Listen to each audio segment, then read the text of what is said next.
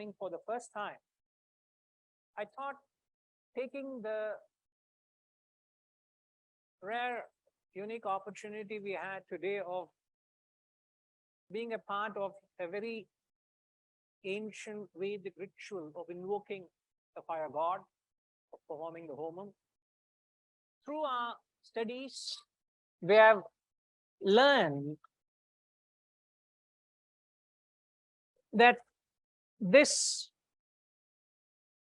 pre-Vedic ritual, which has been handed down from time immemorial, it's been there pre-existing. So the very performance of that ritual, you be a part of it. I can't claim to have understood even a section of the Vedic chants. I presume most of you also would not have understood. But yet, being a part of that ritual, being there itself has that reverberance. It has that intonation, that effect. It has that aura. It has that spiritual vibration. So that by itself has a lot to take away from that experience. So I thought, give a little insight into what that ritual of performing yajna literally means. Pre-Vyasa, it was only a ritual, a very profound ritual. Today also it has that impact. But post-Vyasa, but what Vyasa has done, he has impregnated that ritual into a far greater significance, far greater relevance.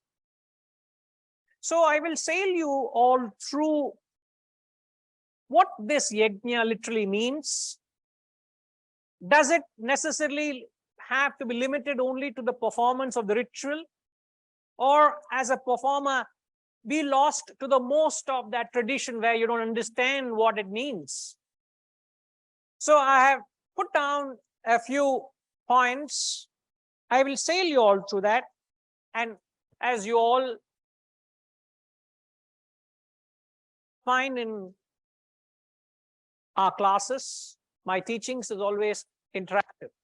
So I'll help you all to understand this deeper significance. Now, firstly, yajna, as you see, is an objective representation of a subjective phenomenon. So when I say it's an objective representation, you can't write on this? Huh? It's an image, no? Saved image, you can't write on it. You can't write on an image? Open it. So the yajna, as I've said, is just not a performance of a ritual. It is far more significant, where the whole concept of the great Vyasa is you can convert every action into a yajna. It is not just the mere performance of that ritual, which is only an insignificant part of the exercise or the action you perform. I don't know when did I sit through that performance of a yajna. What would be how often would you perform that yajna or ritual? Once or twice a year at max? Do you mean to say it's only those moments you will be elevated to that spiritual higher plateau? What Vyasa is saying, the great Vyasa, is every action can be converted into a yajna. So it is 24-hour yajna you can perform. Is this not merely going through a part of a ritual once in a while, but how everything you do can be translated into a yajna. So, now color how to change. Touch where? Here.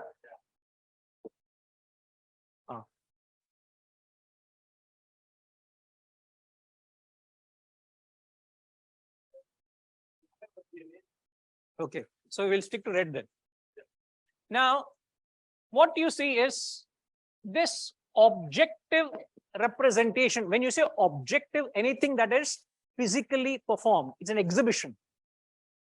Anything that is objective has a subjective phenomenon. Means anything that is done, when you say objective, it is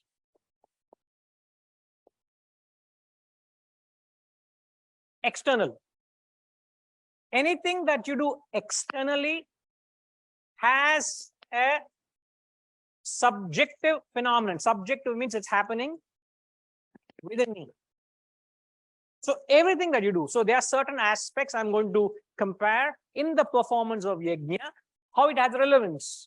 So as I've said, if you take the yajna as taken literally as a mere ritual, it has a very limited implication. It has an implication, but very limited. But when it is taken symbolically, it's unlimited. Every action can be converted into yajna. Right now, what I'm doing can be a yajna going on. Right now, you're sitting and listening can be a yajna. You can be sitting, you can be walking, you can be dining, you can be doing anything in life. It can be converted into yajna. So, are you all with me? How do you go next page here? Okay. This is not a yajna. What do I do?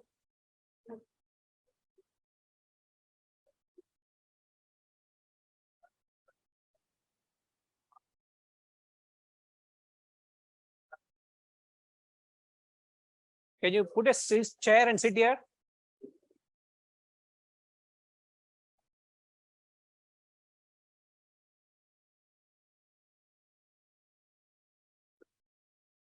No.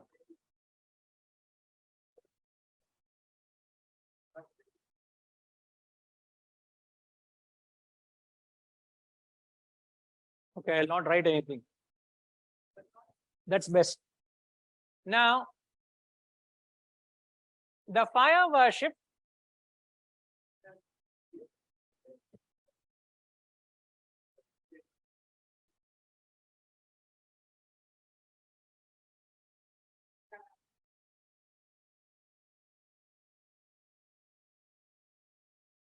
above. So the fire worship, please note this word, symbolizes the ideal. Ideal is something which has a common cause.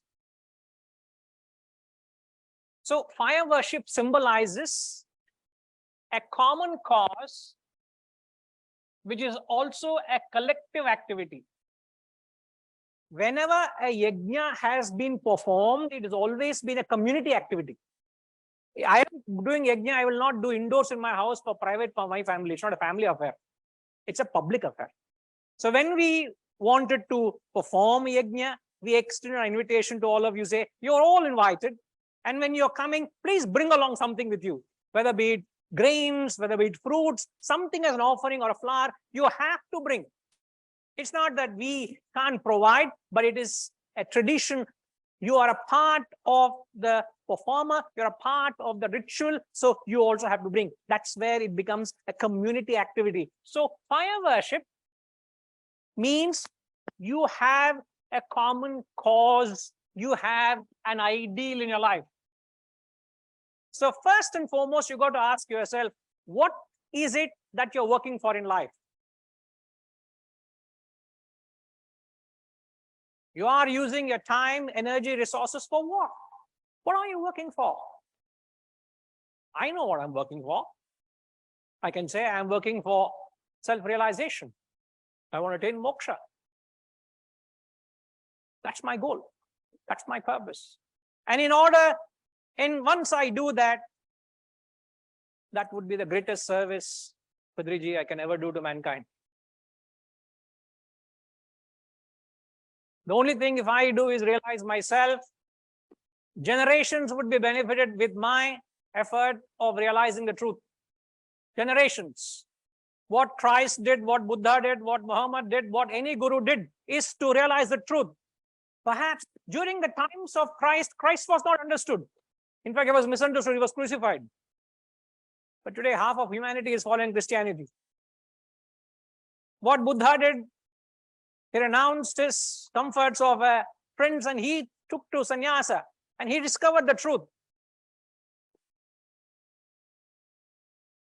Generations will be benefited by his discovery of truth, isn't it? So I can do any services, but the highest service I can render to mankind is for me to realize myself. And that's what this effort, this endurance of this institution, to embark firstly on that and to facilitate those who want to embark on that. Can you consider self-realization as your goal? If not that, something lower. So, the fire worship symbolizes community worship, collective activity. Are you all with me? Now, moving on, you may find difficulty to get to this point. Now, the Brahman,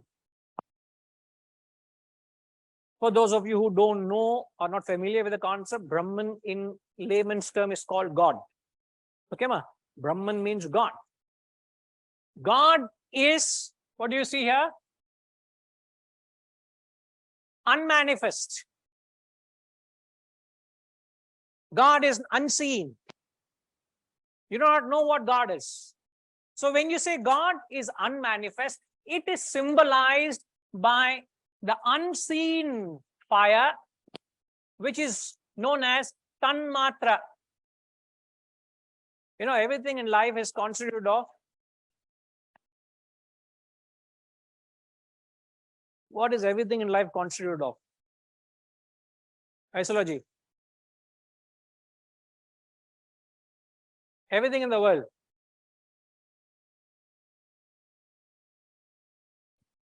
What is it constituted of? Any idea, ma? Energy in what form? No, it's okay, Vaishnavi. Pancha, the 5 elements: space, air, fire, water, earth. So when you invoke fire, you're worshipping fire, the first element that is seen by the eyes. So why is fire divinized? It is because it was the first element to be seen by the eyes. Space, air, not seen by the eye. The fire is the first element seen, so fire was worshipped and fire became a symbol of God. So what Adi Shankaracharya in the text Atmabodha, he talks of a concept called as Panchikarana. In that he uses what is known as Tanmatra. So the fire that we invoked in the most purest of form, invoking the Vedic mantras, is actually called as impure fire. Don't get me wrong, huh? The fire that we have invoked in the prayer this morning, and we bow down to it, he calls it as impure fire or impure element. Why is it impure? Because it is, you saw fire, isn't it? No, you don't smoke. You saw smoke when fire went up. When the flame shoot up, the smoke disappeared, isn't it? But the fire you see is known as impure fire or gross fire. I don't want to complicate you all. I'm only trying to tell you all something here. Don't get confused. So what is unseen is Brahman. The unseen fire is Brahman. The seen fire is what? Okay, this will be too heavy for you all. What you see is fire, don't you? The unseen fire is Brahman. Brahman is unknown, Brahman is unmanifest, which is symbolized by Vedanta, symbolized by Tanmatra, the unseen fire element. Isn't it? Now, what is seen is fire, and the seen is idol. This represents the unseen fire, Brahman. Now, why am I worshipping the fire in front of me? This seen fire represents the unseen Brahman. Isn't it? The seen fire. Okay, we are worshipping Vinayagar. When I bow down to Vinayagar, whom am I worshipping? The unseen Brahman. God has no name, no form, it's formless. But yet we have given a name and a form. For whose convenience? For our ignorant convenience. We do not know what God is. For our convenience, we have created various names and forms so that we can attune to the unknown, unseen Brahman. Unmanifest. So the manifest only represents the unmanifest. Now, how does fire come about? Sinha, have you tried this in the woods ever? If you ever go into the woods and you want fire, you try this. Have you done this before? That's what. Next time, keep to tradition. Even these pujaris didn't keep to tradition. They took a matchstick and started. But ideally speaking, they take two pieces of wood. You rub 2 pieces of wood, you get fire. It is possible, sir. Stone, but it's there in wood as well. If you take 2 pieces of wood and create friction, you get fire. It's possible. Traditionally, that's how they start the first spark. The first spark is ignited with churning of the 2 pieces of wood. So the 2 pieces of wood create fire. Where did the fire come from?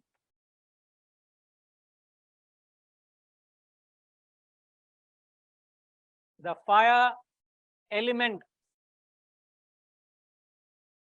in the wood itself. So what is the fire element? Unmanifest. The fire element is the unmanifest. Only when you churn it, there is a spark. Then comes the flame, which is the manifest. Are you all with me? Maruti, are you with me?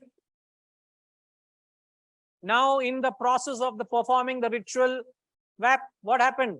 All that was there was consumed, isn't it? The total wood which is consumed is the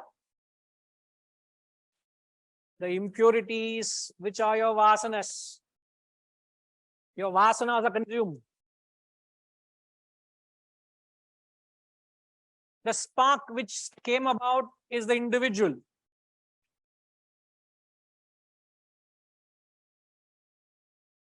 The kun that was prepared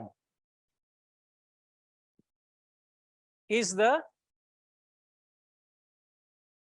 Kurukshetra. Who said Kurukshetra? We are talking of Dharma Kshetra here. You are looking at a Kurukshetra. Field of activity in a Kurukshetra, sir. Field of activity in a, what do you mean field of activity?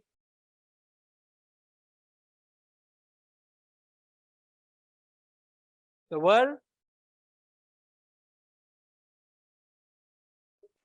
Where you act.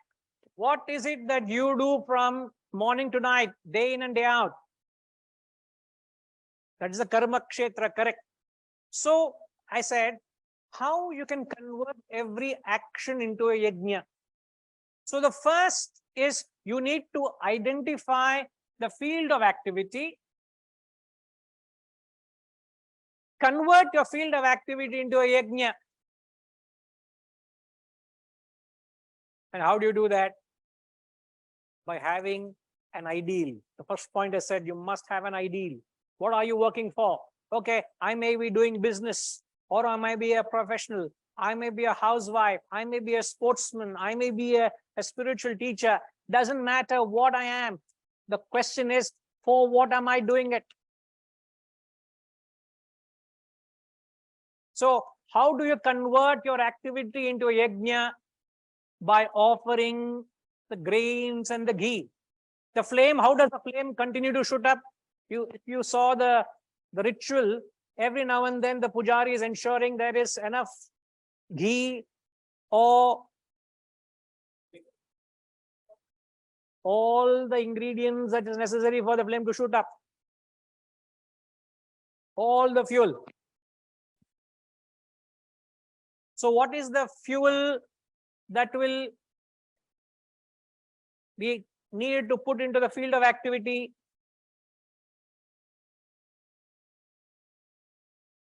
What is it, Ramji?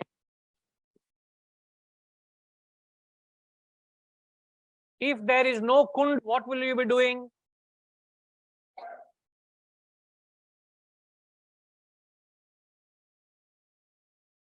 If there is no kund in your life, we have to first create the kund. Huh? We have to first create the kund. What is the kund? Field of activity. So you must. How long have you been acting? Me? Now very soon retiring, no? Yes, sir. Then why say field of activity? I'm acting for the last 50 years. Thank you, sir. So the field of activity existed. So if you had not converted that field of activity into a yajna, what would have you been doing? I would have been working with a selfish objective through the field of activity. You will only be working for Ram's welfare and Ram's family's welfare. That's all. Correct. Yeah. If there was no kund in your life, if there was no purpose in your life, if there's no ideal in your life, you are doing it only for your own personal well-being. Actions are not sacrificial. Actions are not selfish and selfless. So when you convert an activity into a kund, then you will perform. Sorry, sir?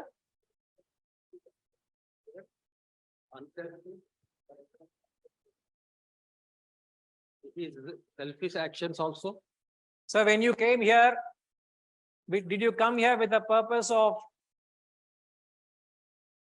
what can I grab from this institute or what can I do to the institute? Did you come with a positive intent or a malicious intent? You didn't come with a selfish, egoistic attitude, didn't you? You came with an attitude of humility and you bowed down. What spirit you brought in with you? Selfless. Unselfish and selfless, isn't it? You didn't come with an egoistic attitude to compete with others and say, oh, I am better than others. I'm superior to others. Or you didn't come to glorify your ego here. That is not the objective. You come with to a kund. Oh, but in some cases, people go in selfish intention. Then it's not a kund. Oh.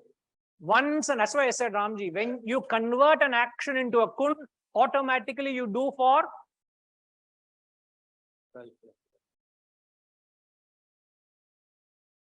I said, remember the first thing I said, fire worship is a community worship. It is for a common cause. You do not do anything for yourself. If you do anything for your own Atma Karanat, if you do for yourself, it is not yajna. I am running business only to bring prosperity and name for myself. It is not yajna. It is non-yajna, it's called.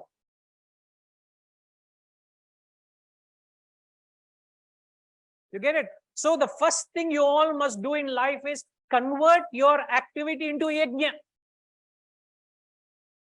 Oh, I've been acting, as Ramji said, for 40, 50 years I've been acting. But is it a yajna? I'm not questioning your life, sir. I'm saying, is it a yajna? This is what Vedavyasa did. Before, it was only a ritual. Later, he said how everything in your life can be converted into a yajna. So the first step you got to do is, Maruti, what is the first thing you got to do? Think, create a kunda. Okay, sir, please give me the list what all you all bought to make the kund. We'll also prepare that. Is it a physical kund you got to prepare? Maruti, what's the first thing you got to do? We need to think act to start with, and we need to self-reflect act. Actions follows later on. What's the first thing you got to do? Sorry? Find an objective which is all inclusive, not exclusive. When I do something, can I take others along with me? When I act, can I work in the interest of others? Whatever I do, can I accommodate others in my journey of life? Can they become my partners? Not with an interest that I'm benefited. Can I think of their well-being as well? And every action that must be like that. Then it is a yajna.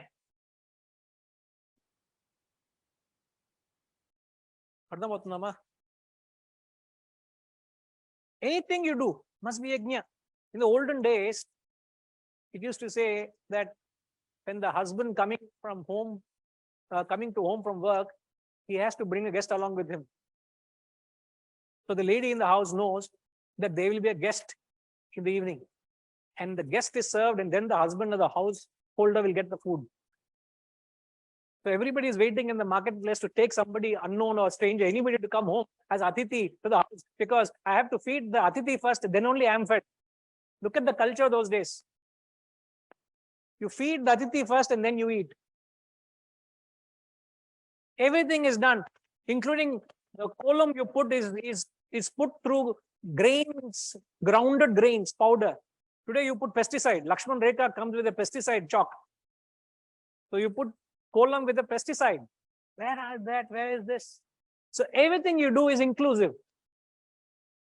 So the first thing you got to think is, what can I work for beyond myself?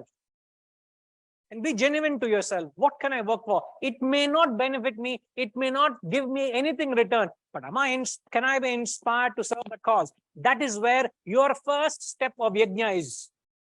It is not coming to a ritual and ending it there. How can I instill that principle? No. So therefore, are you all with me?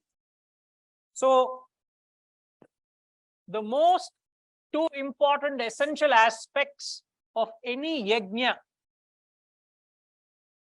two essential aspects. One is the offering. The second is the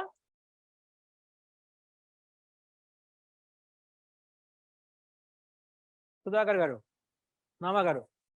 Offering and kindling and ente. Offering is ahuti, that you're offering into the fuel, into the fire, sorry. So when you offer fuel into the fire, what happens? The fire kindles, the fire shoots up, right? So there are two essential aspects in the yajna. So what is yajna? Rajnima, what is yajna?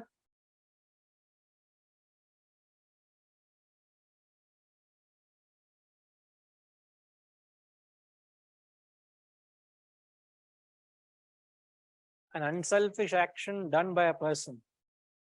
Any action that you do can be converted into yajna, isn't it?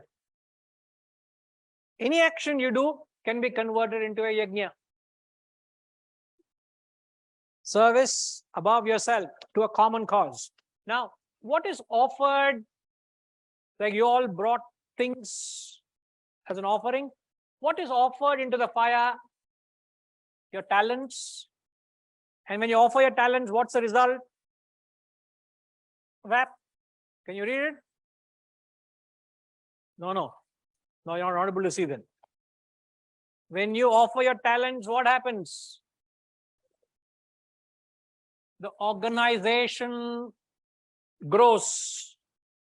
When you offer your time, resources, energy, your thoughts, for what? SR. I want the organization to grow so that my members of my organization are benefited. Day in and day out, you are slogging not to enrich your pocket, but to ensure my employees will have a livelihood.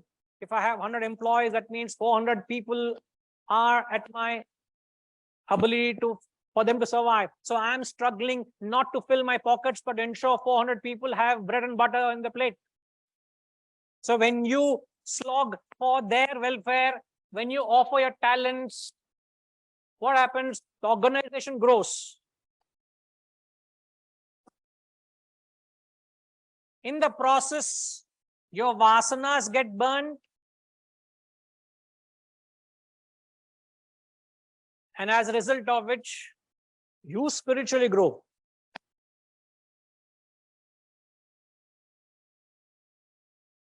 And at the end, all of us, did we not put a tilak, the black of the ashes? Traditionally, the ashes are given. It's a symbol of the end or the conclusion of the ritual, which is the blessing of the attainment of the goal that you want to attain, which is self-realization. And after that, what people do, they visit. In fact, they smear their forehead with the ashes in 3 stripes to say that I have transcended the sattva, rajas, tamas, 3 gunas of transcend. Like you have put 3 stripes there. Trans sattva poitingla. Huh? So it has already merged with trans sattva. And after that, you visit a temple to announce to the world literally that I have attained that state of realization. I've become one with Brahman. So these are the few salient aspects in what the yajna is. So as I say, it is not the performance of the ritual, but the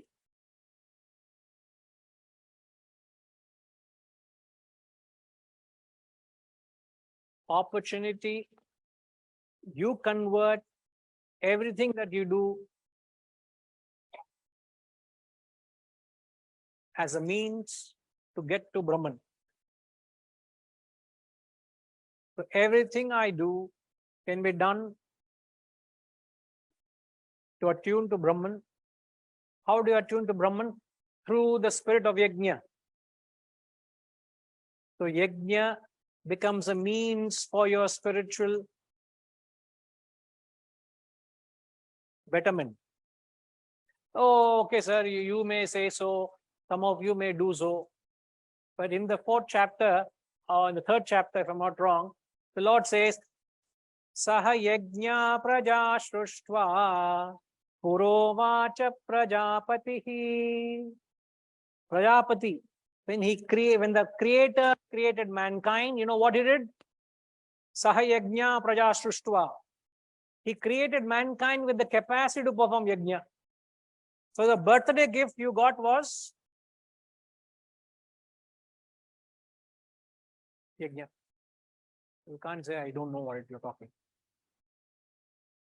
Anena prasavishyadvam eshavos tvishva kamaduk. The mic clear. Yes, sir.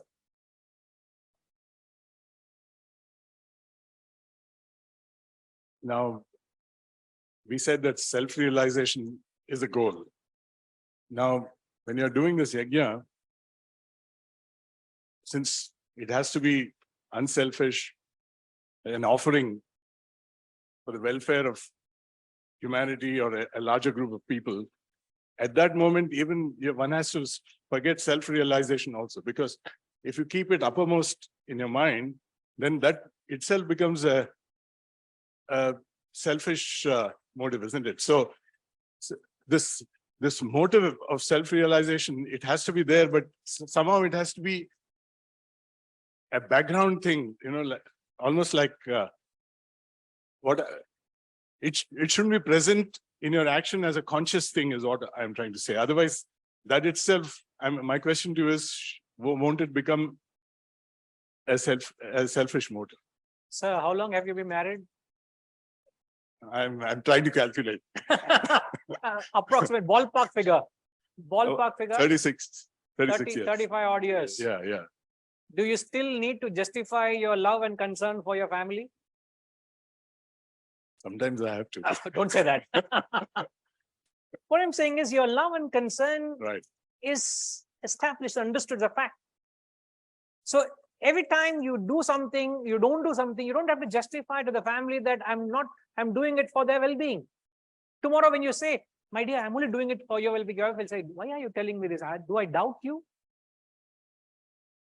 There's no question. It's understood, isn't it? Yeah, that's what I'm also trying to say. Similarly, Yeah. when one conceives a goal of realization, and any goal has to be like okay, you all saw in the concert. What is the goal must be an element in the concert. What's the element you all can relate to? Aparagaru? Huh?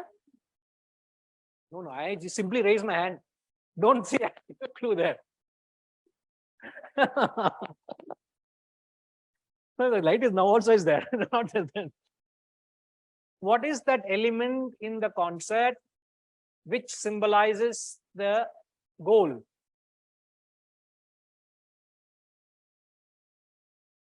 Anybody? The tambura, if it is there. The background, the Shruti. The Shruti. Yeah, yeah. There is a Shruti in the Right. background, and no Carnatic musician would ever perform a concert without the Shruti. Shruti is that common denominator that you are tuned to. So the ideal is the common denominator that you are tuned to. It's always in the background. It should never In the foreground. over-influence the performance of the raga and the tala.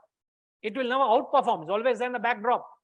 Similarly, your goal that you're working for, once you have conceived and fixed it, it's there in the background.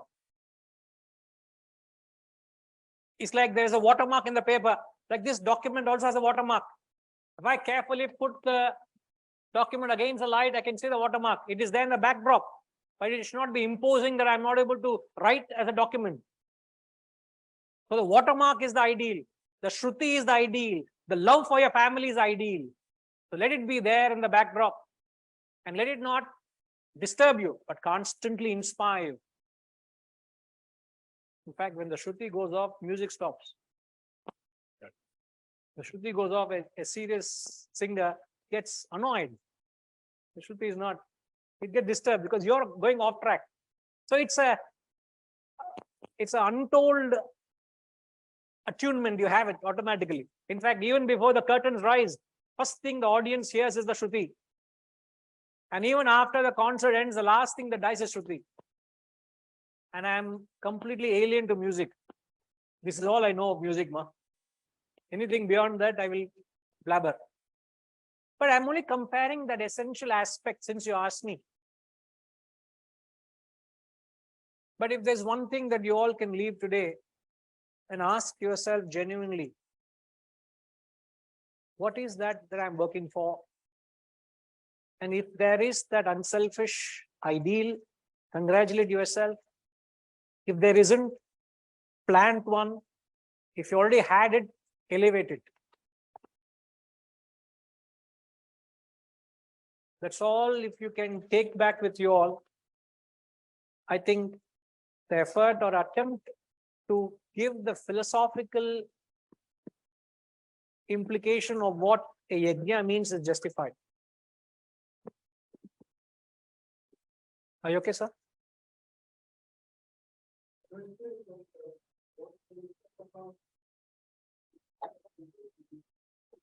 The purpose of your being? Oh yes. The ultimate purpose of life is to realize the self. But for some of us, it may say, so what are you talking? It may be a discord. But for someone who has examined life, has questioned life, then he'll understand there is a purpose. Our life's purpose is just not running behind the next impending desire and satisfy them and say, what next? Is not what next, not that.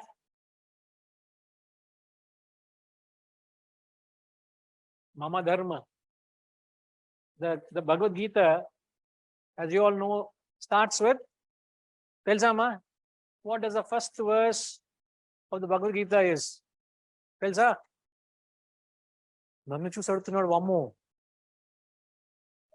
Apparao. That's what happened in my mind. నన్ను చూసాడు రోయ్, నన్ను అడుగుతున్నాడు ఇదేంటి. రజనీమా అలా ఉండింది expression face లో. నన్ను పట్టుకున్నాడేంట్రా వీడు. See, the Bhagavad Gita starts with Dharma Kshetre Kurukshetre Samaveta-yuyutsavaha Mamaka Pandavaschaiva Sanjaya. So the first verse, the first word of the Gita starts with Dharma. The last word of the last chapter, the last verse ends with Dhruva Nitir Matir Mama. Matir Mama, Mama. So it ends with Mama, it starts with Dharma. So the entire Gita is sandwiched between these two Sanskrit words, Dharma, Mama, Mama, Dharma. What is your Dharma? So the entire Gita is telling us the very purpose of your life is to know what is your nature. And I can challenge you that none of us in this classroom can claim to know who you are. Everything that you describe is about something, but not yourself. If you say, I am an Indian, you're defining your country. I am a Hindu, you're describing your religion.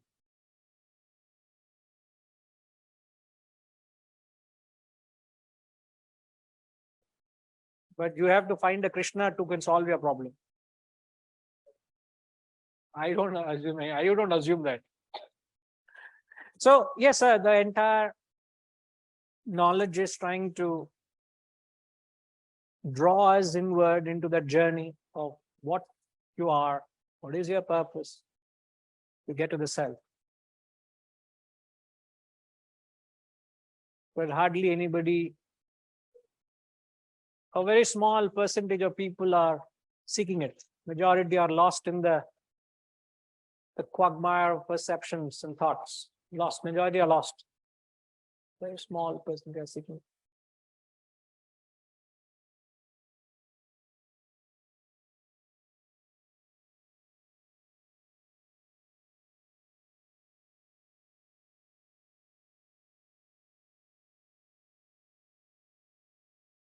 I don't want to get into the text. You want me to get into the text?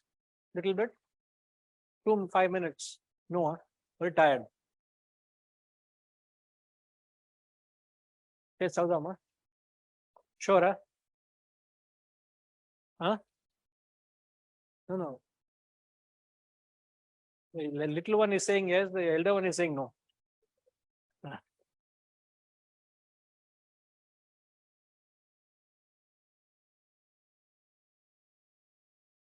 Hmm?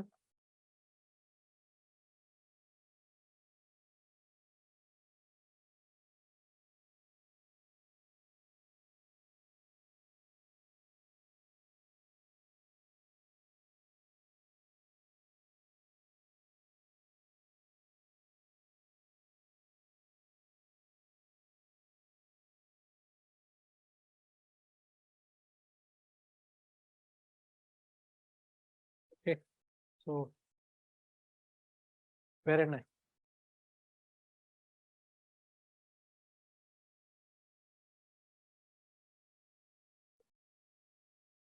What is Tanmatra?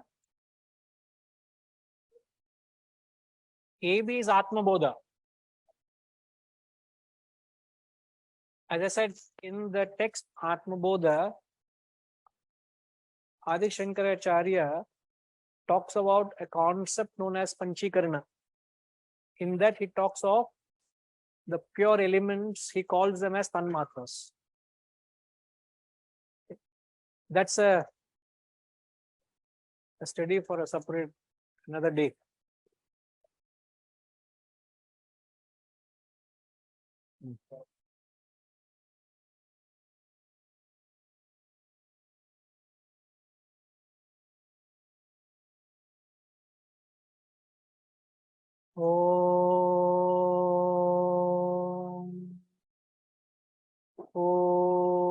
Purnamada Purnamidam Purnat Purnamudachyate Purnasya Purnamadaya Purnamevavashishyate. Om Shanti Shanti Shanti. Hari Om. Shri Gurubhyo Namaha. Hari Om.